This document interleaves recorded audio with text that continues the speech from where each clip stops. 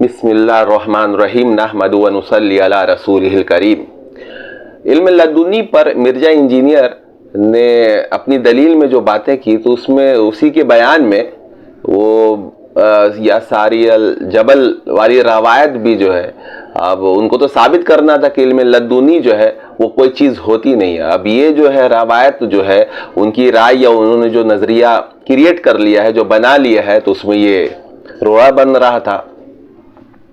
تب اس کو کیا کریں بھائی؟ تو اب ان کو جو ہے وہ ہے کہ جو چیز ان کی رائے کے مطابق نہ ہو اس کو ضعیف قرار دے دو یا کچھ دے دو۔ تو انہوں نے پوری کوشش کی کہ بھائی یہ روایت جو ہے یہ حضرت عمر فاروق جو ہیں کتنی دوری پر ہیں، اور وہ لشکر کو جو یہ کہہ رہے ہیں یا ساریہ دیکھو جبل پہاڑ کی طرف دیکھو، اور اس طریقے سے وہ لشکر وہ فوج تھی۔ پورا واقعہ یا ساری جبل والا آپ دیکھ لیجئے، وہ کتابوں میں وہ درج ہے۔ اب اس پر جو ہے انہوں نے یہ کر دیا کہ بھائی یہ روایت چونکہ یہ ضعیف ہے اس لیے یہ لی نہیں جا سکتی۔ صرف اس لیے اس روایت کا انہوں نے انکار کیا ہے نا کہ بھائی وہ علم لدنی کا کہیں نہ کہیں اس سے جو ہے وہ ملتا ہے، کوئی اور بھی علم ہے۔ پھر انہوں نے حضرت عمر پر وہ محدث والا معاملہ، اس پر بھی جو ہے انہوں نے وہ انگلی اٹھا دی کہ بھائی اگر ہوتے بھی تو ایک ہی ہوتے، عمر ہوتے، یہ کیا کہ ہر ایک ہو رہا ہے۔ تو یہ شخص بالکل جاہل اور مطلب بالکل نیرا جاہل ہے، اور اس کے جو فالوورز ہیں اور وہ تو بڑی، اور یہ فالوورز بڑھ جانا یا یہ ڈیجیٹل دنیا کی یہ جو مقبولیت ہے یہ بالکل فیک ہے، اس کی کوئی اوقت ہے ہی نہیں۔ کیونکہ اور بہت سارے آپ دیکھیے کہ مسلمہ کذاب، اور پھر یہ بھی ہے کہ دجال جب نکلے گا تو بہت بڑی تعداد میں لوگ جو ہے اس کے فالو کرنے کی، بہت بڑی تعداد کا فالو کرنا یا آپ کے پیچھے چلنا اس بات کا ثبوت نہیں ہے کہ آپ حق پر ہیں اور آپ درست راستے پہ چل رہے ہیں، یہ اس کا کوئی ثبوت نہیں ہے۔ تو یہ ضرورت محسوس ہوئی کہ بھائی اس روایت پر جو ہے کچھ، حالانکہ یہ میرا وہ فیلڈ نہیں ہے حدیث کا، لیکن یہ ایک ضرورت محسوس ہوئی۔ علم لدنی پر میں نے ایک ویڈیو بنایا تھا، وہ اپلوڈ کیا جا چکا ہے۔ تو اب اس پر تھا کہ بھائی علم لدنی پر بات چل رہی ہے تو اس روایت کی بھی جو ہے وہ یہ کر دی جائے کہ بھائی یہ انہوں نے جو تنقید کی ہے کہ ضعیف کا، تو ایسا نہیں ہے۔ یہ بہت ہی علماء پہ جو ہے، علماء نے اس کی بڑی چھان بین کی ہے۔ اور سب سے بڑی بات یہ ہے کہ آپ جو ہے 4-5 بڑے بڑے محدثین کا نام بھی نہیں لے سکتے جنہوں نے اس واقعے کا انکار کیا ہو، یہ ساریہ جبل والا۔ تو پھر یہ آپ کی رائے کو ہم کیوں مانیں جب آپ ہمارے ائمہ بڑے بڑے متقدمین جن پر پوری دنیا جو ہے جن کو تسلیم کرتی ہے، اور جنہی بابوں کے مطلب علم سے جو آپ کی علمی کتابی کہتے ہیں، یہ آیا کا ان بابوں نے ہی تو لکھا ہے، تو ظاہر ہے تو ان میں سے جو ہے جب ان دکھا دو بھائی تو ہم بھی مان لیں۔ اور اختلاف کی بات اور ہے، اگر آپ نے اختلافی بات کی ہے تو پھر آپ کو یہ بھی پیش کرنا چاہیے تھا کہ بھائی کہ کچھ ماننے والے لوگ بھی موجود ہیں، تو آپ نے اس کو تو بالکل اڑا دیا، صرف یہ کہہ دیا کہ بھائی یہ روایت ضعیف ہے۔ تو یہ جو آپ کی چال بازیاں ہیں نا، بس یہ شیطانی سے آپ جو ہے وہ ظاہر اس طرح کی مکر و فریب تو آپ کو سکھا کون رہا ہے۔ تو سب سے بڑی بات تو یہ ہے کہ بھائی اس پر جو ہے ضعیف حدیث ہونے کا یا پوری روایت کا موضوع ہونے کا حکم کسی محدث نے یہ نہیں لگایا ہے۔ ضعیف جو ہے وہ تو پھر بھی ایک درجے پر قبول ہے، خاص طور سے اگر کسی مجتہد نے کسی ضعیف روایت سے استدلال کرتے ہوئے کسی مسئلے پر جو ہے اس نے یہ کیا ہے، مسئلے کو اخذ کیا ہے یا کچھ اس پر وہ انہوں نے یہ کیا ہے، تو وہ آٹومیٹک جو ہے وہ ضعیف روایت جو ہے وہ صحیح ہو جاتی ہے۔ یہ اصول ہے۔ مجتہد جو ہے وہ بہت اونچے درجے کی چیز ہے، اجتہاد کے درجے پر پہنچنا اتنا آسان نہیں ہے۔ قائل علامہ جلال الدین سیوطی کی آپ پڑھیں تو آپ کو پتہ چلے گا کہ ایک مجتہد کے اندر جو ہے کتنا علم ہونا چاہیے اور کس کس علوم پر اس کو دسترس ہوتی ہے، تب جا کر وہ درجہ اجتہاد پر پہنچتا ہے۔ اسی وجہ سے تو حضرت مولانا شاہ ولی تھانوی جیسا شخص یہ کہہ دیا کہ اب جو ہے وہ اصول پر جو ہے مجتہد نہیں ہو سکتے، اصول اب بنائے جا چکے ہیں، فروعات پر جو ہے وہ اجتہاد کیا جائے، تحقیقات کی جائیں اور نئے دروازے کھولے جائیں۔ تو یہ لوگ جو ہیں، یہ خاص طور سے ان کا جو مرزا انجینئر کا جو طبقہ ہے اور ان کے ماننے والے جو لوگ ہیں، مرزا انجینئر سے تو کوئی امید نہیں ہے، جو ان کو فالو کر رہے ہیں، آپ کچھ لوگ بالکل انجانے میں جو فالو کر رہے ہیں، تو ان سے کچھ امیدیں ہیں کہ بھائی یہ سب باتیں جو ہے آپ سمجھیں کہ وہ کس طریقے سے وہ ڈنڈی مارتے ہیں۔ تو ضعیف کا پہلی بات تو یہ سمجھ لیں کہ ضعیف کا مطلب موضوع حدیث نہیں ہے، یا منکر حدیث نہیں ہے، ٹھیک ہے، کہ جس کو بالکل رد کر دیا جائے۔ ضعیف بہت ساری ضعیف احادیث ہیں جس سے مجتہدین نے جو ہے استدلال کیا ہے۔ اور پھر یہ بھی بات ہے کہ ضعف جو ہے بعد میں پیدا ہوا ہو، مجتہد جیسے امام ابو حنیفہ تو تابعی ہیں، انہوں نے اگر کسی روایت سے استدلال کیا ہے، پھر وہ روایت جو امام بخاری تک جاتے ضعیف ہو گئی ہے، تو یہ تو بعد کے جو راوی ہیں ان کے ضعف کی بنیاد پر یہ ضعیف روایت ہو گئی، لیکن امام ابو حنیفہ نے چونکہ اس سے استدلال کر لیا تو یہ تو صحیح کے درجے پر یہ روایت پہنچ گئی۔ یہ جو حدیث کے میدان کے جو ماہرین ہیں وہ اس بات کو سمجھیں گے جو میں یہ بات کہہ رہا ہوں۔ اچھا، ضعیف اگر چیزیں جو ہے وہ قبول کرنے کے لائق ہی نہیں تھی تو آپ ذرا ان سے پوچھئے کہ پھر امام بخاری، امام مسلم، بلکہ تمام محدثین نے ضعیف روایتوں کو درج اپنی کتابوں میں کیوں کیا ہے؟ ضعیف کا مطلب ہی آپ سمجھے کہ ضعیف کا مطلب کہ اس کے راوی میں تھوڑا سا یہ ہے، یہ تھوڑے انہوں نے کہا کہ یہ مردود ہے اور یہ روایت بالکل پائی نہیں جاتی ہے۔ ایسا دعویٰ جو ہے امام بخاری نے کیا ہے کہ مطلب بالکل آپ اس کو رد کر دو چونکہ یہ ضعیف ہے اور اب یہ نہیں ہے، ایسا نہیں ہے۔ یہاں تک کہ پوری کی پوری صحیح احادیث بھی جو امام بخاری نے اپنی بخاری شریف میں جو ہے وہ درج نہیں کیے، نہ انہوں نے دعویٰ کیا کہ میں نے تمام صحیح احادیث جو اپنی کتاب میں درج کر دی ہیں۔ تو یہ سب جو ہے وہ آپ فریب نہ دے لوگوں کو، فریب دے کر کے جو ہے بس وہ اہل سنت والجماعت کے جو متفقہ عقائد ہیں، یہاں تک کہ قرآن علم لدنی کے بارے میں قرآن جو ہے وہ کہہ رہا ہے، لیکن آپ جو ہے اب چونکہ وہ بالکل تصوف سے بغض ہے، ابھی تو اب نئی تو اب ان کی جو ایک بہن بھی پیدا ہوئی عظمیٰ رومی، تو وہ ایک الگ چیز ہے، اس پر کبھی بات ہوگی۔ تو یہاں بات یہ بھائی حدیث کی متعدد اقسام ہے، صحیح ہے، صحیح لغیری ہے، حسن لغیری ہے، مرفوع مرسل، کتنی احادیث، بالکل یہ پورے کی علم ایک فن ہے، اس کی بالکل آپ کو تہ میں اگر آپ جائیں گے تو پتہ چلے گا بھائی خاموشی رہے تو بہتر ہے۔ یہ بہت گہرا علم ہے، کسی روایت کو یوں بس کہہ دیا کہ بھائی اس کو نہیں لینا ہے اور بخاری میں جو اس کو لے لینا ہے، ایسا ہے ہی نہیں۔ بخاری کی بہت ساری روایتیں ایسی جو صحیح ہونے کے باوجود امت کا عمل ہی نہیں ہے اس کے اوپر، اب اس پہ بات ہوگی۔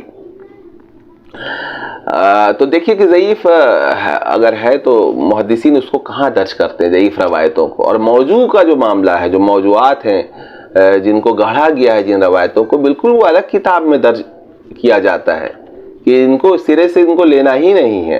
لیکن ضعیف کے بارے میں ایسا نہیں ہے، ضعیف کے بارے میں بس یہ کہ روایت آتے تھے بیچ میں کہیں پر معاملہ یہ ہو گیا، ٹھیک ہے، کوئی راوی جو ہے کمزور ہو گیا، کوئی ضعیف ہو گیا، تو اس وجہ سے یہ ہے۔ لیکن اگر کوئی روایت مختلف ترک سے، مختلف سند سے، اسناد سے جو ہے وہ حدیث پہنچ رہی ہے تو اس کے صحیح ہونے میں پھر کیا قباحت ہے، کیا پرابلم ہے بھائی؟ تو یہ ساریہ جبل والی روایت ایسی ہے جو یہ مختلف اسناد کے ساتھ جو ہے یہ مروی ہے اور ہم تک پہنچی ہے، اور بڑے بڑے علماء نے جو ہے اس روایت کو قبول کیا ہے اور اس کا حسن ہونے کو جو ہے وہ ثابت کیا ہے۔ محدثین جو ہے وہ بہت دیکھیے، آپ کتابوں میں پڑھیے اس کو کہ بھائی محدثین جو ہے بہت سی حدیثیں صحیح ہونے کے باوجود اس کو نہیں لیتے ہیں، اس کی وجہ بتاتی علت خفیہ، کوئی ایسے ہی ہے کہ ان کا ذوق ہے، ان کا کوئی خاص ذوق ہے جس کی وجہ سے وہ حدیث انہوں نے قبول نہیں کیا۔ جیسے امام بخاری اور امام ابو حنیفہ سے ایک اختلاف رکھتے تھے، تو ایک ذوق تھا ان کا، تو انہوں نے جو صحیح احادیث لی ہے اپنے ذوق کے مطابق علت خفیہ کی وجہ سے، جس کو سے محدث وہی جانتا ہے، دوسرا کوئی نہیں جان سکتا کہ یہ حدیث صحیح تو ہے، اب بالکل انہی کے مطلب شرط پر ہے۔ جیسے المستدرک حاکم کے بارے میں کہا جاتا ہے اس میں تمام احادیث جو ہے وہ علی شرط الشیخین کہ صحیح ہے، اور علی شرط الشیخین، دونوں امام مسلم امام بخاری ان دونوں کی شرطوں پر ہی یہ احادیث جمع ہے، لیکن ان کی بہت ساری احادیث جو آپ کو بخاری میں اور مسلم میں ملیں گی ہی نہیں، تو صحیح تو تھی، لی کیوں نہیں؟ یہ ذوق کی بات ہے، علت خفیہ ہے۔ پھر یہ کہ یہ محدثین جو ہیں ظاہر یہ بھی علماء ہے، یہی بابے ہیں، یہ ان کی اجتہادی فیصلے ہیں، انہوں نے ان پہ چھان پھٹک کی ہے، یہ کوئی وحی نہیں ہے یا رسول اللہ صلی اللہ علیہ وسلم کا کوئی فرمان مبارک نہیں کہ بھئی یہ حدیث ہے، حسن ہے، یہ صحیح ہے، اور یہ تو علماء ہی کا اجتہاد ہے، علماء محدثین ان کا اجتہاد ہے، اس میں اختلاف ہو سکتا ہے کہ بعض محدثین ایک طرف گئے ہوں، بعض دوسری طرف گئے ہوں، تو دونوں بات کو آپ کو پیش کرنی ہے کسی روایت کے تعلق سے کہ ایسا ہوتا ہے بالکل. جو لوگ پڑھتے ہیں حدیث میں دیکھیے کہ ایک محدث اس کو صحیح کہہ رہا ہے, دوسرا اس کو ضعیف کہہ رہا ہے, اس پر کافی بحثیں ہوتی ہیں اور بڑا ڈیپتھ ہے, بڑی گہرائی ہے اس کے اوپر, اس کی اصطلاحات کو یاد کرنا بڑا مشکل ہے. تو سب اس اصطلاحات کے اندر بھی بہت سی چیزیں چھپی ہوتی ہیں. یہی وجہ ہے کہ آپ دیکھیے کہ اگر یہ فیصلے اجتہادی نہیں ہوتے بلکہ عدم نص سے سرے سے ثابت ہوتے تو پھر دیکھیے کہ امام بخاری, امام مسلم پر بھی بڑے بڑے علماء نے نکیر کی ہے, گرفت کی ہے بعض روایتوں پر. جیسے واقع افق پر جو ہے وہ بخاری میں موجود ہے, اس میں سعد بن معاذ کا نام آیا ہے, اور امام مسلم کی ایک روایت ہے ام حبیبہ کے تعلق سے جس میں ابو سفیان کا نام آ گیا. تو اس پر جو ہے علماء نے جو ہے وہ گرفت کی ہے. تو کیونکہ یہ بھائی صحیح تو ہے, اور بہت سی چیزیں ہیں جس پر اب دیکھیں اہل حدیث جو ہے 2 سجدوں کے درمیان جو ہے رفع یدین نہیں کرتے ہیں, جبکہ یہ بخاری میں موجود ہے. تو اب ان سے پوچھئے کہ یہ علت خفیہ ہے کہ کیا ہے, اس پر عمل کیوں نہیں ہے, اب انہی سے پوچھئے. تو یہ جو ہے بات اب دیکھیے کہ آگ پر جو پکی ہوئی چیز کھانے سے وضو ٹوٹ جاتا ہے, یہ صحیح بالکل حدیث موجود ہے, مضبوط روایت ہے, لیکن عمل کوئی نہیں کرتا ہے. بیت المقدس کی طرف جو ہے نماز پڑھنے کی حدیث موجود ہے, صحیح ہے, پر عمل کوئی نہیں کرتا ہے. یہ فقہاء کرام اجتہادی معاملات ہیں, یہ وہ غور و فکر کرتے ہیں اور ان سے استدلال کر سکتے ہیں. کسی عام آدمی کے یہ بس کا کام ہی نہیں ہے. یہ بات میں نے پہلے بھی کہہ دیا کہ بھائی یہی وجہ ہے کہ مقلدین جو ہے نا وہ عافیت میں ہے کہ یہ اصول جو ہے کہ بھائی کوئی مجتہد جو ہے اگر کسی روایت سے استدلال کرتا ہے تو وہ حدیث جو ہے وہ خود بخود جو ہے صحیح کے درجے کو پہنچ جاتی ہے. اب یہ بھائی کیوں پہنچ جاتی ہے, تو اس کے لیے آپ کو جو ہے وہ مجتہد نے جو تحقیق کی ہے اور جو اس پر باتیں کی ہے اور اس پر بالکل آپ کو پڑھنا ہوگا. اس کے لیے بڑی محنت کی ضرورت ہے. یہ نہیں کہ بس یہ بخاری کی کتاب لا کر آپ جو ہے آپ سب کو بخاری سنانے لگے کہ بھائی میں تو بخاری کا عالم ہو گیا ہوں اور بخاری میں یہ نہیں ہے. امام حنیفہ کیسے کہہ سکتے ہیں, امام شافعی یہ بات کیسے کہہ سکتے ہیں کہ بس, تو یہ علم نہیں ہے نا. وہ ایک پیسے وہ جو ہے 300-400 روپے خرچ کر کے آپ سوچ رہے ہیں کہ آپ بہت بڑے محدث ہو گئے ہیں, تو بہت بڑی غلط فہمی کے شکار ہیں آپ. اب دیکھیے کہ یا ساری الجبل والی جو روایت ہے اس میں جو راوی آئے ہیں اس میں نام دیکھیے کہ عبداللہ ابن وہب, یحییٰ بن ایوب, ابن عجلان, نافع اور ابن عمر, اور اس کے علاوہ بھی متعدد اسناد ہیں. اس روایت کے اسناد بہت سے ہیں. اب اس پر جو الزام لگایا گیا کہ بھائی ان کی اس جو ساریہ جبل والی روایت ہے اس کے راوی مجہول ہیں یا مدلس ہیں یا ضعیف ہیں, اور لیکن یہ نہیں بتایا کہ اگر ضعیف ہے تو بھائی قلیل ہے یا شدید ہے. چونکہ بھائی اگر وہ قلیل ذوف میں جو ہے قلت ہے تو بالکل وہ اس کو لینا چاہیے, ٹھیک ہے, یا شدید قسم کا ذوف موجود ہے. تو اس پر جو ہے وہ بحث سرے سے جو ہے یہ لوگ حذف کر جاتے ہیں. یہ تو حذف ہی کر گئے, بس انہوں نے لگا دیا کہ یہ تو ضعیف ہے, اس کو لینا ہی نہیں ہے بھائی. تو یہ انہی کا ہے, اور ان کے ماننے والے بھی بس. عجیب بات ہے کہ یہ لوگ کہتے ہیں کہ ہم تو قرآن اور سنت پہ چلنے والے, حدیث پہ چلنے, سنت نہیں کہتے, قرآن اور حدیث پر جو ہے ہمارا عمل ہے, ہم کسی امام وغیرہ کو نہیں مانتے. یہ کتنی غیر منطقی بے عقلی کی بات ہے کہ مطلب خود علماء کے پیچھے چل رہے ہیں. ارے انجینئر کے پیچھے چل رہے ہیں, یہ ان کی ہر تحقیق کو جو ہے حرف آخر سمجھ رہے ہیں, لیکن پھر بھی ان کا یہ دعویٰ کہ ہم تو قرآن حدیث پر چلتے ہیں. کیا یہ بے عقلی ہے. اب دیکھیں ابن وہب پر جو ہے انہوں نے تدلیس کا الزام لگایا ہے, جبکہ جو امام بہقی نے جو ہے کہا ہے کہ بھائی یہ بالکل روایت یہ درست ہے اور یہ کرامات عمر میں جو ہے یہ داخل ہے یہ روایت. اچھا, ابن وہب پر تدلیس کا الزام جو ابن سعد نے لگایا, جس کی جرح پر انفرادی طور پر جو ہے وہ یقین نہیں کیا جاتا ہے. کیوں؟ کیونکہ یہ واقدی کا شاگرد ہے. امام ابن حجر عسقلانی نے جو ہے ابن وہب کو مدلسین کی طبقہ اول میں جو ہے وہ شامل کیا, اور طبقہ اول کے جو تدلیس والے جو راوی ہیں ان کے روایت کو قبول کیا جاتا ہے. خاص طور سے جو ہے وہ آنند والی جو روایت ہے اس کو قبول کیا جاتا ہے. یہ بات مجھے نہیں کہی کہ بھائی کیا پرابلم ہے, یہ تو محدثین نے کہا ہے. یہی وجہ ہے کہ محدثین جو ہے اس پر یکجا ہی نہیں ہے. کسی بڑے محدث کا آپ قول نہیں پیش کر سکتے کہ بھائی یہ روایت بالکل جعلی ہے یا موضوع ہے. پھر کیوں انکار کیا؟ صرف اس وجہ سے کہ علم لدنی چونکہ علم کا انکار ہے اور اس سے کچھ ثابت ہو رہا ہے کہ کیسے پتہ چل گیا حضرت عمر فاروق کو، اور وہ بھی بالکل کھلی آنکھ سے، اور وہ نماز کی ممبر سے دکھ رہا ہے، تو بھائی تو اب اس کے لیے جو ہے انہوں نے یہ کر دیا کہ بھائی اس کو بالکل یہ کر دو۔